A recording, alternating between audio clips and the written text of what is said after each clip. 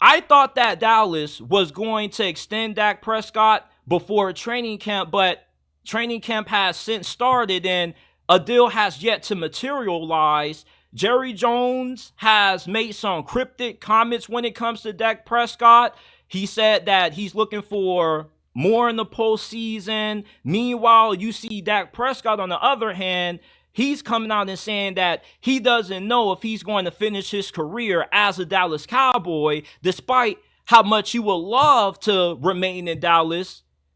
These contract talks are really tough for the Dallas Cowboys because, for one, you got to pay Michael Parsons, and you currently have to find a way to get CeeDee Lamb locked up long term. He wants to become the highest paid receiver in the game, and he definitely has a right to that kind of money.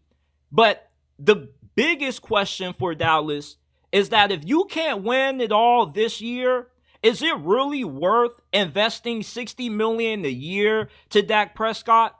Because if I'm Jerry Jones, I understand where you're coming from. You see, Dak Prescott has had so much leverage over the Dallas Cowboys over the last couple of years is that you want to see more once you get to the playoffs. The Cowboys have a good enough team to win it all nearly every single year. It's just that once the postseason rolls around, this team just completely falls apart. And Dak Prescott has been a big reason for the Cowboys' playoff roles. He only has 2 playoff wins throughout his career. One of those came in his second season, well, early on in his tenure with the Cowboys. And the second one came when they destroyed old man Tom Brady, his final game ever with the Tampa Bay Buccaneers. But outside of those games, Dak Prescott hasn't really looked that good come playoff time. And if I'm Jerry Jones, I'm not about to give you $60 million a year, make you the highest paid quarterback in league history just for you to completely shit the bed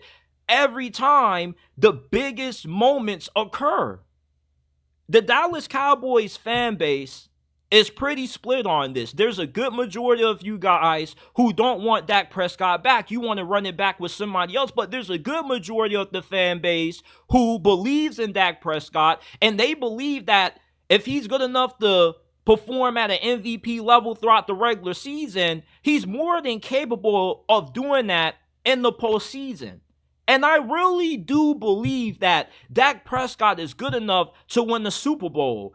Now, when is that ever going to come to fruition? I really don't know. But to win the Super Bowl, all you really have to do is string along 3 or 4 good games, and boom, you're there hoisting the Lombardi trophy. And I do believe that Dak Prescott is one of the best quarterbacks in the game. I consider him to be an elite quarterback. It's just that once we get to the playoffs, the Dak Prescott that we see in the postseason is not the same one that we see putting up these great statistics in the regular season. And I understand that Dallas did win a few games when Dak was hurt with Cooper Rush, but let's not act like the Cowboys can just win with anybody at QB. Okay, it's really hard to find you a Dak Prescott in today's NFL. I'm a Pittsburgh Steelers fan. I would take Dak Prescott in a heartbeat. And maybe if Dak plays for another team, he ends up winning a Super Bowl elsewhere. Maybe him and Dallas just aren't meant to ever win a championship together. It's like that sometimes. If the Dallas Cowboys are planning on moving on from Dak Prescott, if things don't work out this year, I definitely believe that they have every good reason to do so. Because why are you going to give up so much money to a dude who just can't get it done when it matters the most? But are you going to have a good backup plan for if you're willing to let Dak walk away in free agency? Because I don't see Trey Lance being the answer. And I know there's a lot of Trey Lance fans still out there who believe that he was done wrong and dirty by Kyle Shanahan and the 49ers. But listen, people hold Kyle Shanahan in a really high regard. They believe that whoever you stick in his system at quarterback is able to produce at a high level. But Trey Lance was the exception.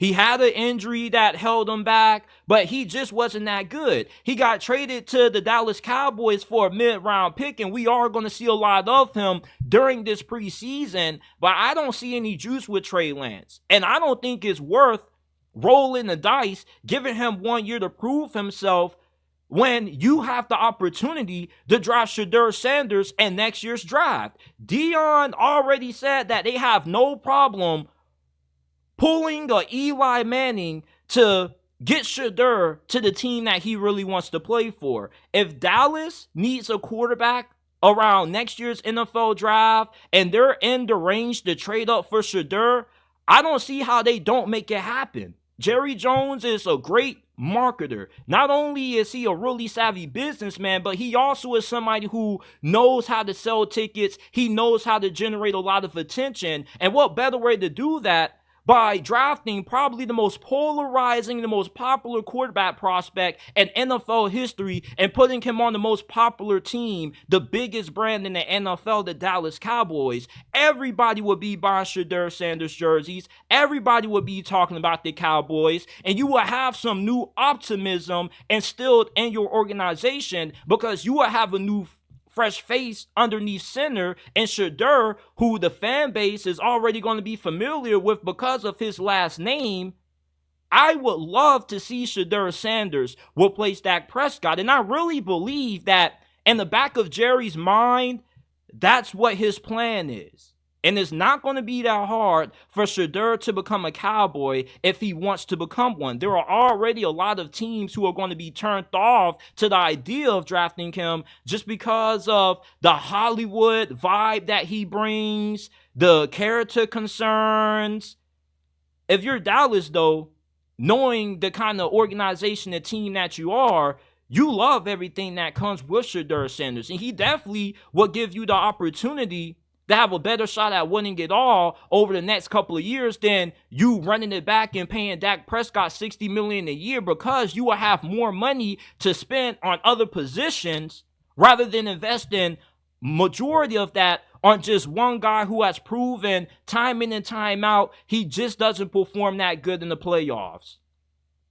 Jerry Jones, to me, if he's hesitant to re-sign Dak Prescott, I understand where he's coming from. It's not worth it giving you $60 million a year just to show up in the regular season and play like dog shit in the playoffs. Football is a team sport. You don't have to lecture me about that if you're a Cowboys fan, but let's not act like the quarterback position isn't the most important when it comes to determining the wins and the losses, especially once you get into the different season that is playoff time. You have to have a different mentality. And Dak Prescott, when we saw him against the 49ers in the playoffs a few years back, he struggled in that game. If they would have had Lamar or Joe Burrow, they would have went way further than what they did that year. What about last year when they got embarrassed by Jordan Love and the Packers? At home, by the way, too. That loss wasn't all on Dak Prescott, but he definitely was part of why they did lose in the fashion that they did. If you plan on firing Mike McCarthy after this year, you might as well reset at quarterback also, because you can only go through so many head coaches before you start looking at your quarterback and saying, you know what, maybe you may be the problem. And I love Dak Prescott. Great leader, great locker room guy, always says the right thing. He handles being the quarterback of the Dallas Cowboys really well. But just because you're a great locker room guy, that's not why I'm paying you $60 million a year. I'm paying you because I believe you can get me over the hump. And I don't see it with Dak Prescott in Dallas. I really don't. I get why you Cowboy fans love him so much, but you've been with him so long and you're getting the same results every single year. When you continue to get the same outcome, you know what you have to do? You got to change your situation. Go ahead, restart at quarterback, have more cap space to allocate to other positions, and roll the dice on somebody else.